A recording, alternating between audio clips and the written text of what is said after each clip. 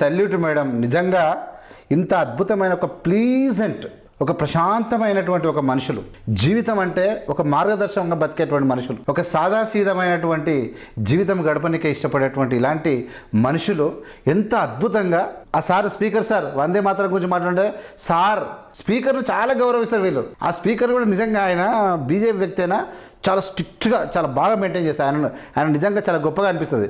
ఎప్పుడు కూడా ఇలాంటి వ్యక్తి ఉండాలనిపిస్తుంది స్పీకర్గా. నిజంగా గొప్పతనం. I salute madam once again. నిజంగా ఎక్సలెంట్, అసలు మామూలు కాదు. ఇంత ప్రశాంతంగా ఈ మాటలు మీరు చెప్తే సమాజాన్ని, ఈ దేశం గురించి ఇలాంటి మనుషులు వీళ్ళు కావాలి.